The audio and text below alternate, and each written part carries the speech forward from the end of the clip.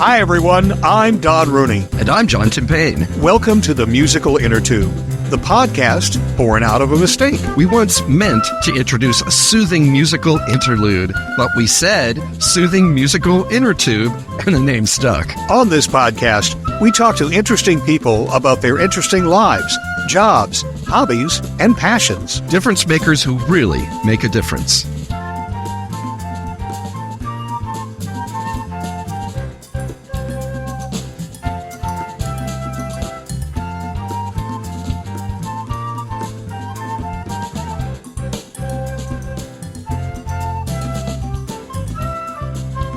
On his Philadelphia Inquirer webpage, Jason Nark, our guest today on the musical Innertube, says, quote, I write stories and narratives about the outdoors and rural parts of Pennsylvania and New Jersey, the trails, towns, and people far from city life. Jason is one of the best writers at the Inquirer, which has a lot of great writers. He writes about the everyday, often miraculous things in life, old steam trains, a Jalen Hurts look-alike contest, the biggest pumpkin in the world, a woman looking for the man who called her beautiful outside an Eagles game, the revamp of an iconic roller coaster in Asbury Park, and much more. In fact, my favorite all-time article, if we get a chance, Jason, I have to ask you about it, was about Demolition Derby. And the great all-time quote is, demolition is a lot like chess, only sometimes you're on fire. It's one of the great, you die for a quotation like that. And today we're going to talk with Jason about a particular article. It appeared on December the 7th for the Inquirer. It's titled, As Hunting Numbers Fade, PA Families and Friends Keep Their Camp Tradition Alive. And it has so much about Pennsylvania and about hunting culture in it. I couldn't recommend it more. So if you can find that, you should give it a read. Jason, welcome to the musical Innertube, first of all. Thanks for having me.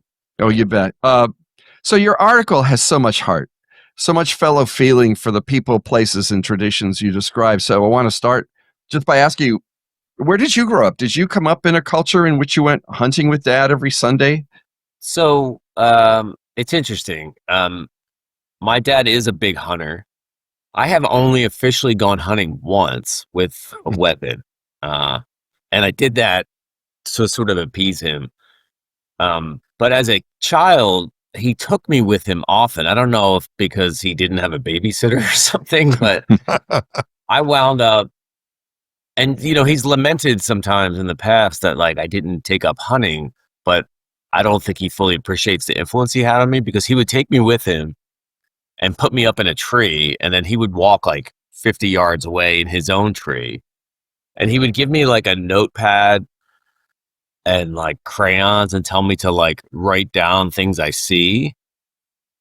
And when I look back, it seems just something a dad would do to have a kid waste time in the woods. But just being there, observing nature is almost what I love to do most as a reporter. So I don't know. I like to think that some of it rubbed off. So this was both your personal immersion in hunting culture and your training school for being a journalist. Maybe, yeah. I'd like to think so. I mean, I really got deep into nature writing at Penn in grad school. I took a class, and it just sort of propelled me further into that world. I want to say, too, that John and I grew up in Southern California, and there's just not a lot of hunting done in Southern California. And then I moved all over the United States in various small towns working in radio, and eventually wound up here in Pennsylvania in Harrisburg. And one of the things that always delighted me was the Monday after Thanksgiving was hunting holiday. Yeah. That was the first day of hunting season, and all the kids had off school so that they could do what your dad did, go with their fathers and uncles and brothers out to hunt. And that benefited me, because when I took the family to my in-laws for Thanksgiving, everybody else had to hit the highways with all the other traffic on Sunday to go home and be there on Monday, and we had an extra day off. So we drove home on Monday when the roads were relatively clear. But it also was an interesting thing to see how families were involved in that, and how hunting was more than just a guy and a gun looking for a buck out in the wilderness. It was a family thing. The families got together, and it was almost like a continuation of Thanksgiving, I want to say. Yeah, for sure. It's a huge tradition. I know when I started writing about rural Pennsylvania, I told my editors, like, there's going to be a lot of hunting stories, and not just because like I'm interested in hunting, but it's like big news for people out there. Like we found at the Inquirer, when I write about hunting, like it does pretty well. People read it, because there's not a lot of outlets doing it. And ironically, like the Philadelphia region probably does not have as strong of a hunting culture, even the surrounding counties. I mean, there's deer there, but it's just sort of not as big. I bet the schools in like local counties might not have had off as much on the Monday after Thanksgiving, or that has changed in recent decades, but that's all part of the issue, I guess, is like younger. The state thinks younger generations in more urban areas just sort of have no tradition whatsoever of hunting. And if it's not getting passed down to you, I think it would be like it's intimidating. It's an intimidating hobby to just get into, I think, on your own.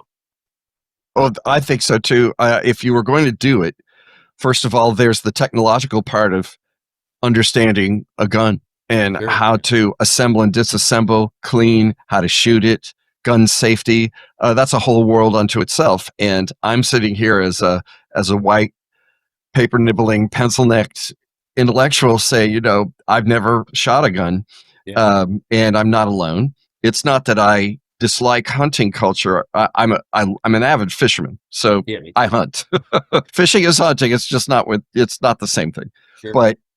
But they might be right that there is this cultural divide in the state. You know, but you don't really have to drive that far out of Philly. Once you're about an hour and a half out of Philly, you know, you're there. Yeah, definitely. Yeah, and it's not too long. I mean, I took a drive not too long ago to see a friend of mine outside Harrisburg, and I was maybe 15 minutes outside the city when I was passing state hunting lands, state gaming lands. So they're all over the place. It's a pretty rural state as a whole. I remember one political operative said it was Pennsylvania, was Philadelphia, Pittsburgh, and Alabama in between. Yeah, I think James Carville. Yeah, James Carville. Carville. That's right. That was Carville. Pennsyltucky, it was called. Yeah. But, you know, that speaks to what we just went through in our election here in 2024, and that was that people were going with a populist who talked to their needs, according to, you know, exit polls. That Trump talked to people who seem forgotten. Yeah. And I would say that a lot of the people in Pennsylvania who live in the rural areas consider themselves forgotten. Absolutely. I mean, so I basically was given this beat in 2016 after Trump won, because editors were thinking, hey, what the heck happened? What's going on in Pennsylvania? Welcome to the world, editors. I think one of the editors said, hey, you like to fish or something, or you go camping. Do you want to do this? And I did. And but I wanted to sort of like start on the ground level and not just like treat people like they're aliens and like do the little diner stories. So I sort of tried to do a little bit of everything. But what you just mentioned, my family was originally from this coal town called Shamokin, a long time ago, and you know that's where they mined anthracite coal, and there's really no more anthracite coal left. I mean, it's not a case of like regulation pushed it away. It's just we sort of just took it all out of the ground. And I was in Shamokin, I guess before the 2020 election, and there was a lot of signage that said Trump loves coal, like Trump digs coal. And I was like genuinely confused because I thought like, hey, what do you think he could do for Shamokin? I mean, there's no more coal here. And it sort of became like, oh, well, that doesn't really matter. It matters that he's like, my grandfather was a coal miner. It feels good to hear someone not like denigrate it was like such a revelation to me. Like, oh, okay, it's really just an emotional feeling. So that matters. I mean, they were mad that I guess Hillary Clinton had said something about like shutting down dirty coal, and I was like, wow, okay, yeah.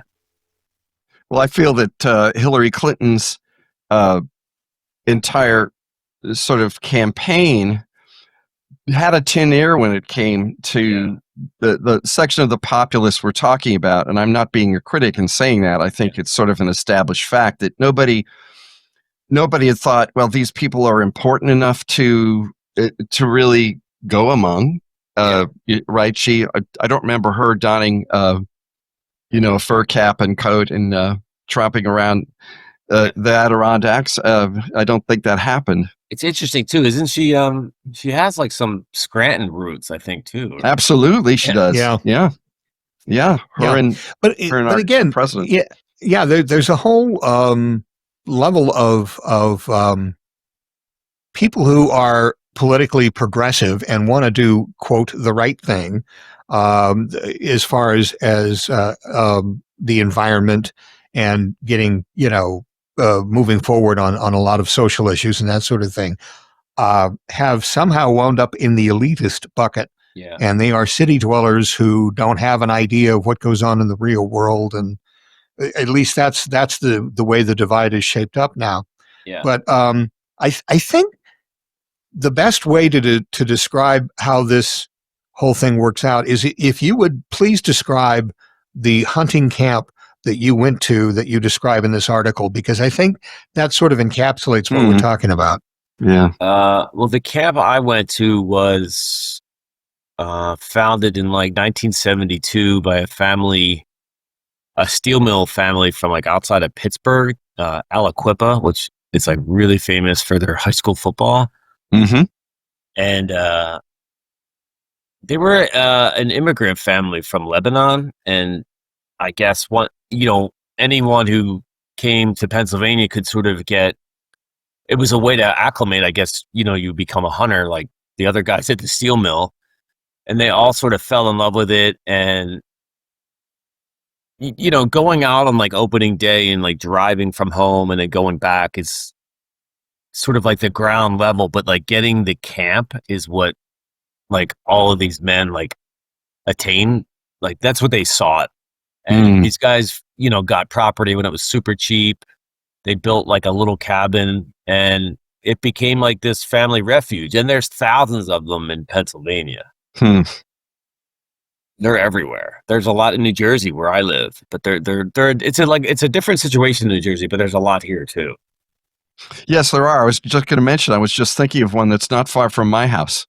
And I feel, after having read your article, I feel like asking somebody, can I hang out with you guys? I won't go hunting, but I don't want to get anybody hurt, especially me. But there's a lot in the Pine Barrens. Yes, this is what I'm talking about. Yeah. Yeah. They're interesting. They're like I mentioned that. They're like a different architecture.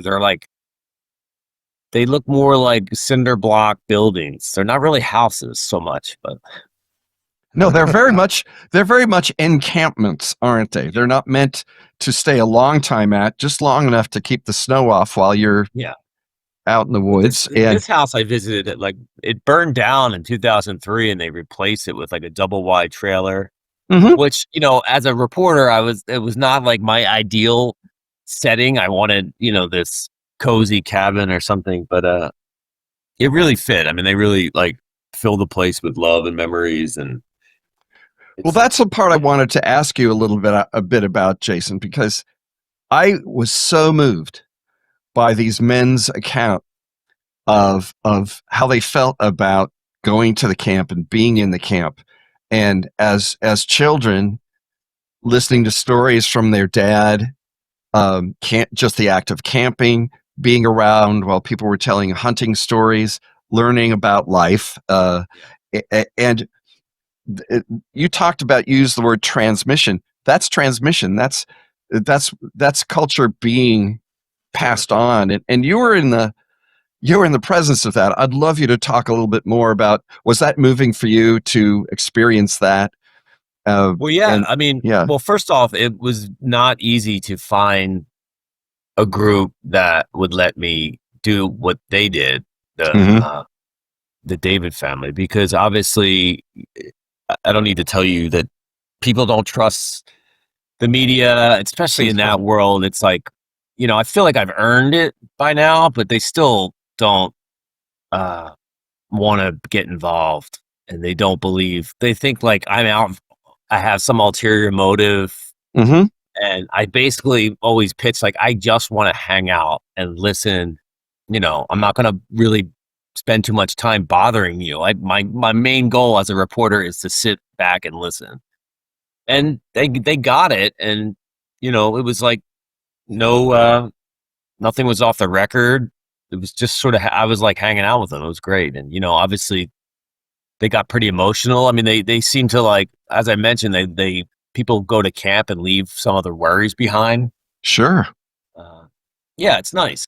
It's one place where you don't have to. My editors asked me, she's like, "Where are all the women when this is happening?" I was like, "Oh, I never thought of that, but I'm sure they're taking a break from all the men." So I don't know. I feel another article coming on, Jason. It might be a little bit even harder to report on, but it's still, what happens when the men are away. I think hunting widows. And I'm sure that there's a female culture that has grown up around it too, where women who have in common the fact that their men are at the camp, and maybe some of the women. I mean, it would be hard, wouldn't it, to have a mixed camp? Well, maybe there are some. Well, I'll tell you, yeah. I mean, I know it gets a little gross. Yes, of course. They might not clean the toilet till like the day they're leaving. No, I think it's going to be like the campfire in Blazing Saddles, where everybody takes a turn to release noxious fumes. And and a lot of bacon and beer, and they made me this hoagie that was just like layers and layers and layers of like salami and ham. It was great. There's a great photograph of one of the guys making it. And there's a way that he makes it. He toasts it, right? And there's this, it's a loving, it's really a ritual, which I think is, and by the way, if anybody doesn't think, just to our listeners, if anybody thinks that Jason Nark is not a sympathetic reporter, he has a wonderful ear, and he loves to be in a place and let what's going to happen. And I was so moved just to hear the people talk about how they felt. Yeah, great. And I've been the guy who I had the most contact with was Anthony, and he was great. He sort of spearheaded it. I think I made a post on a Facebook group where like 90% of the people were just like chewing me apart, and he kind of cut through that.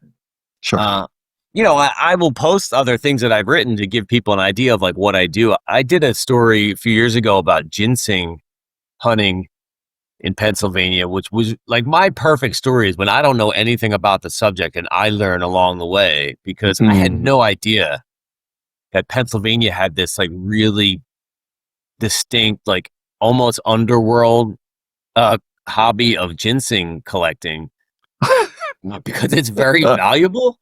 Sure. I had guys ask me if I would wear a blindfold and if I would wear camo. I said, I will wear camo, but I am not wearing a blindfold. And I need to be able to tell someone back home where I'm going. I'm not going to. Yeah. They got me pretty nervous, but that was really fun too. Yeah. That sounds weird. Well, again, as I've said, I've worked with a number of people who are hunters and have, again, been hunters. Their fathers were hunters. They're taking their kids out and that sort of thing. And I can't tell you the emotion that goes into it. You have to experience that in somebody, but they wait for the beginning of hunting season. Yeah. Some of them are I want to say dual weapon hunters, because bow hunting season for deer starts before rifle hunting season. So they'll go out with their bows. Very, very few deer with bows, but they they just love the experience of getting their gear together, getting up very early in the morning, driving to the camp, setting up the camp, getting all dressed in their hunting, which you describe in the article as being layers and layers of clothing, and then going out and sitting in a tree stand for hours waiting for deer to come by, figuring out which one they might have a shot at, and then hopefully bagging that deer, but sometimes being in that tree stand for 2 or 3 days and not coming home with any deer. But still, the ritual is all encompassing, and they love that. Yeah, and like there's even I get a sense that some of the guys just go to go. I mean, they might go out for a few hours because it was really cold that weekend, and just come back and hang out and like watch football, and it's like just as much about the hanging out. So I want to look at, just for a moment, because that's I want to look at your headline. And just before we went on the air, folks, I had said that I really admired the headline. And the headline was, "As hunting numbers fade, PA families and friends keep their camp tradition alive." Now, Jason, I found out that you wrote that headline. That's correct? Oh, actually, so I wrote, my first headline was, "As hunting numbers fade, Pennsylvania families hold fast to camp traditions," or something. Right. That might have got tweaked a little bit. So okay, maybe I wrote half of it.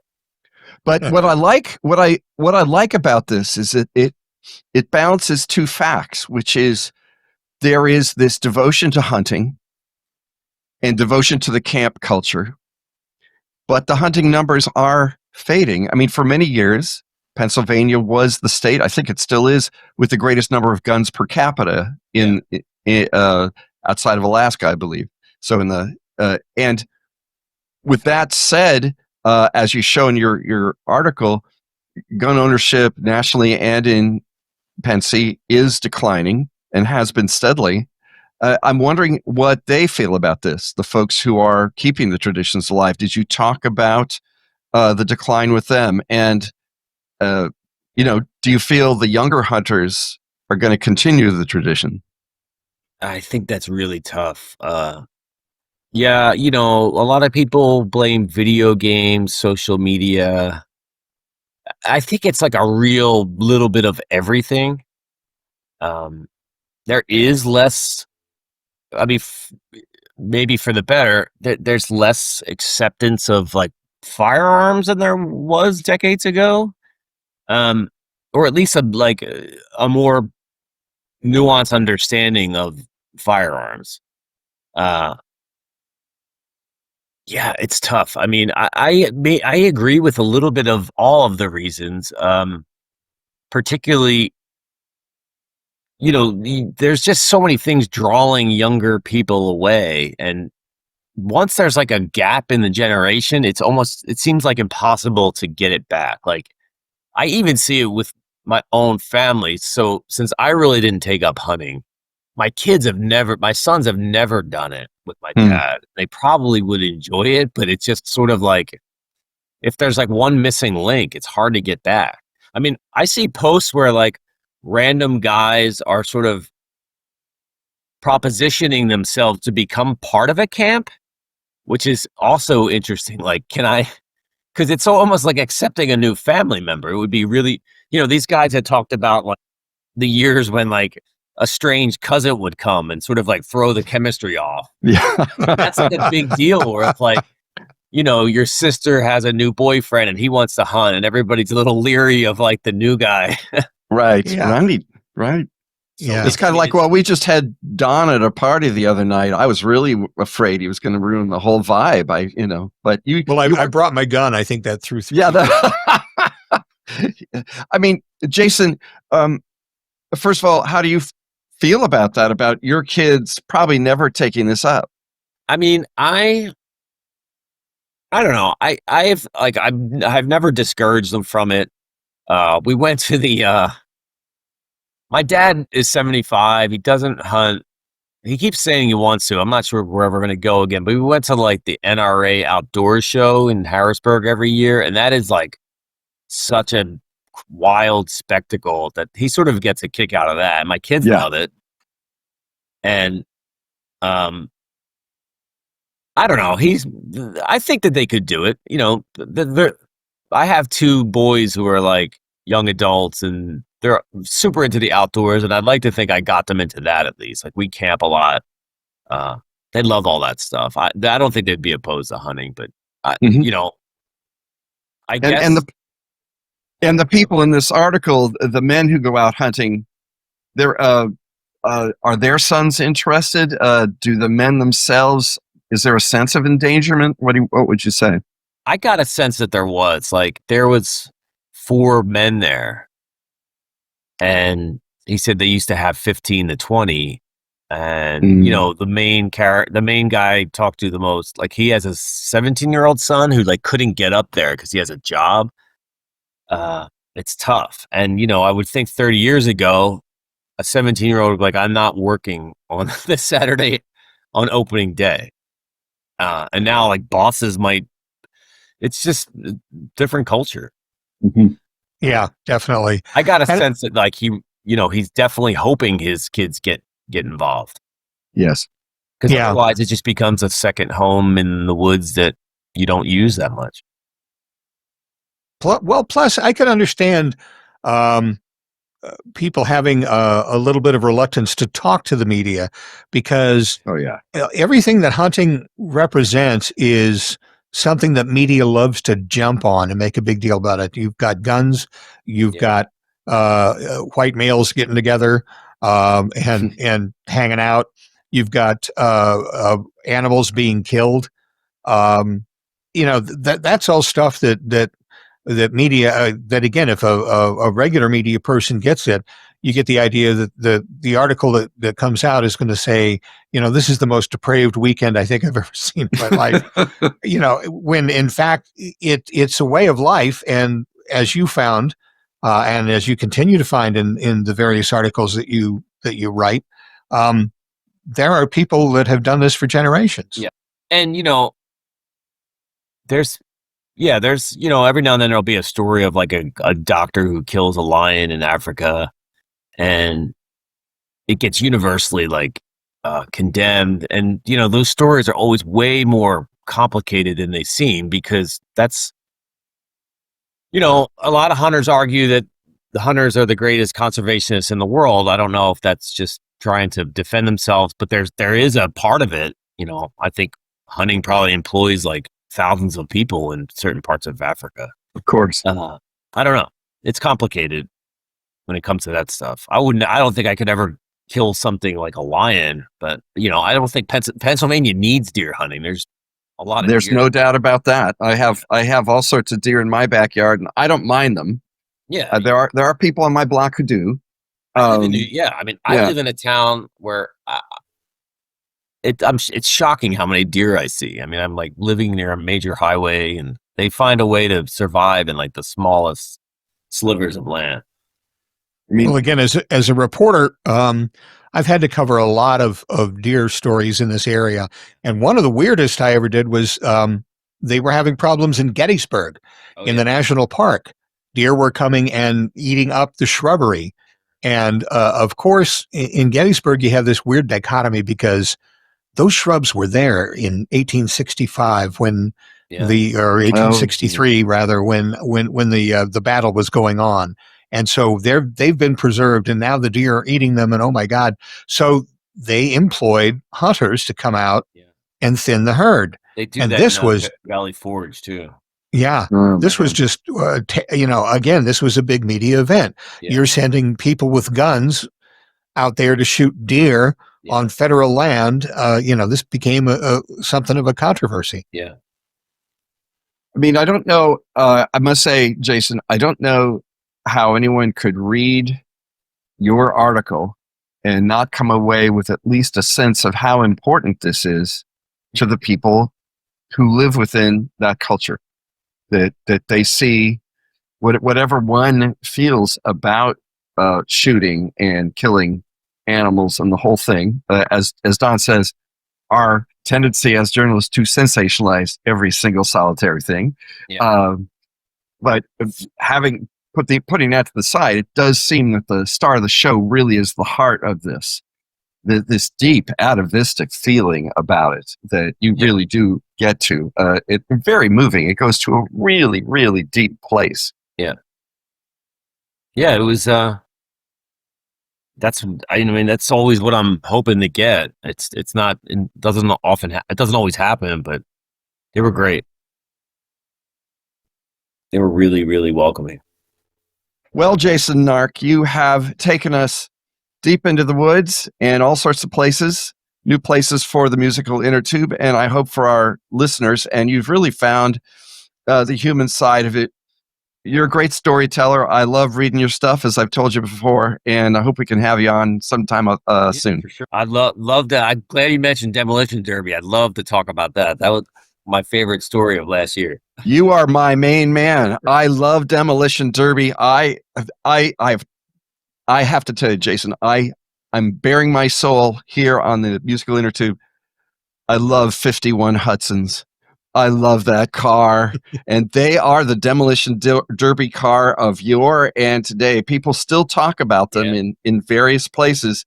And my uncle had two of them, and I used to ride around with him.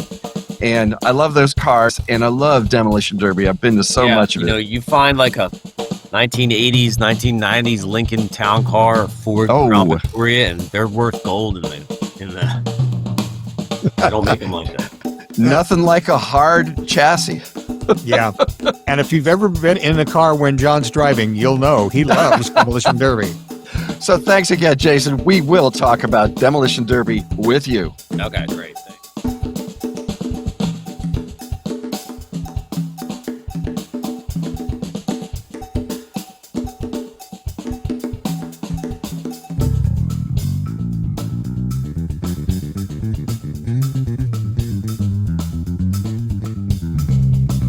And thank you for listening to the Musical Innertube. Hey, let us know how we're doing.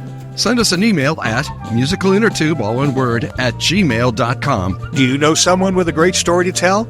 Let us know. Send us an email or log in to our website, musicalinnertube.com, and click on the microphone in the lower right-hand corner to leave us a voicemail. And while you're on our website, take a few minutes to listen to past episodes of the podcast. They're all there, along with pictures and biographies of our guests, blog posts, and lots more. And as always, our thanks to virtual band Car Radio Dog for providing us with our theme music.